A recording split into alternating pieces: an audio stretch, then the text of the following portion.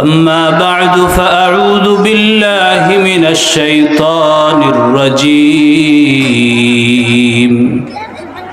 بسم الله الرحمن الرحيم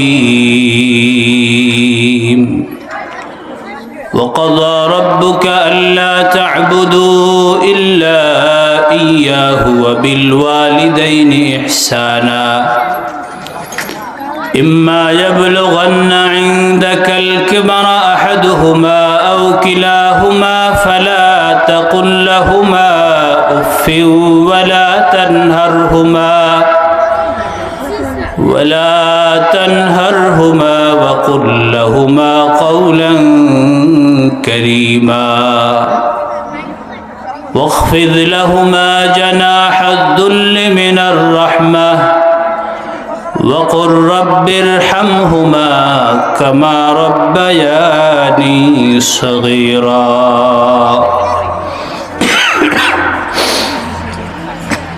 وقال رسول الله صلى الله عليه وسلم ثلاث دعوات مستجابات لا شك فيه دعوة المظلوم ودعوة المسافر ودعوة الوالد على ولده أو كما قال عليه الصلاة والسلام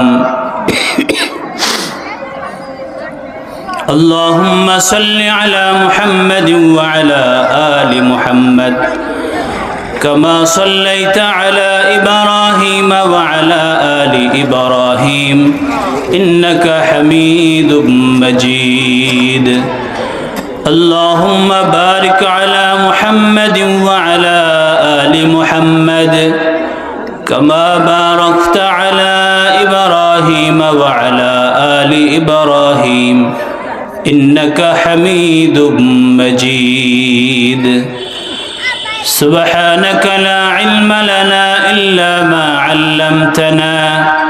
إنك أنت العليم الحكيم الحمد لله الله سبحانه وتعالى দরবারে আলিশানে অসংখ্য অগণিত শুকর মহান রব্বুল আলামিন আমাদেরকে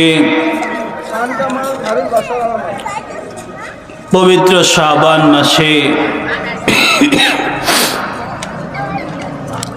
রমজানুল মুবারকের আগের মাস, এই মাসের পবিত্র জুমাবারে আল্লাহ তাআলা আমাদেরকে দ্বীনি একটা পরিবেশে কোরআন সুন্নাহর মজমায়ে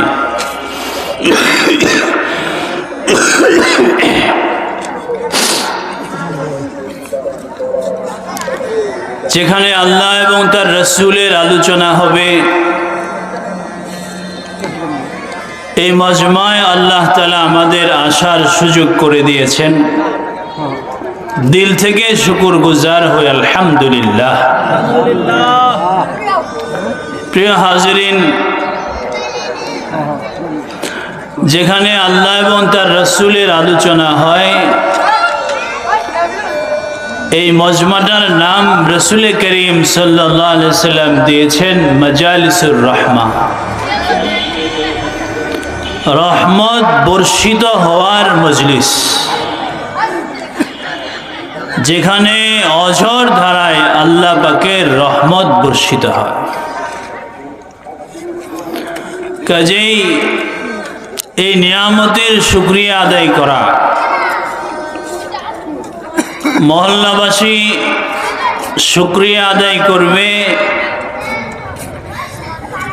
হেদায়েতের কথা শোনার মাধ্যমে। কোরআন এটা হেদায়াত, মানুষকে অন্ধকার থেকে আলোর পথ দেখায়। অন্ধকারে নিমজ্জিত মানুষকে হেদায়েতের স্বচ্ছ পথ প্রদর্শন করে সরল পথ দেখা। কাজেই এই হেদায়েতের কথাগুলা, এই হেদায়েতের বাণীগুলো মুমিনের জন্য এত বেশি উপকারী, মৃত জমিনের জন্য, যে জমিনটা অনাবৃষ্টির কারণে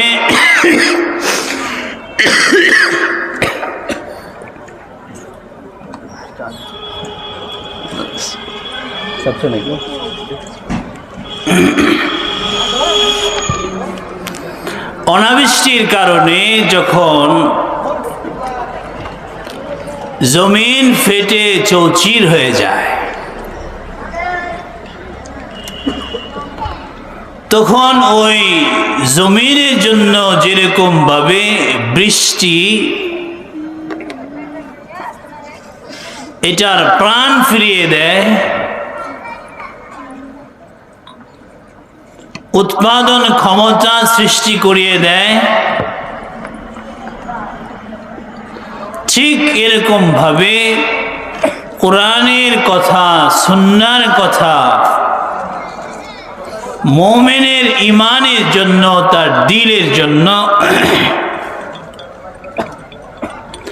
মৃত আত্মাকে জীবিত করে তোলে।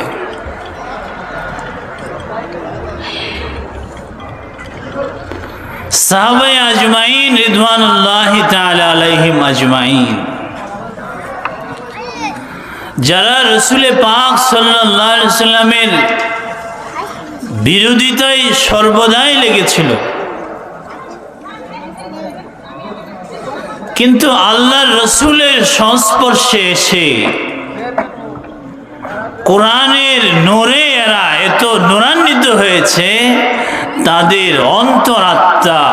পাক পবিত্র হয়ে গেছে, তারা রাসূলুল্লাহর সহচরে পরিণত হয়ে সাহাবায়ে আজমাইন তাদের প্রতি আল্লাহ রাজি খুশি হয়ে গেছে। তারা অন্ধকারে ছিল, কিন্তু যখনই কোরআনের সংস্পর্শে আসছে, তখন কোরআনের রোশনীতে, হেদায়েতের আলোতে তারা নিজেরা আলোকিত হয়ে গেছে।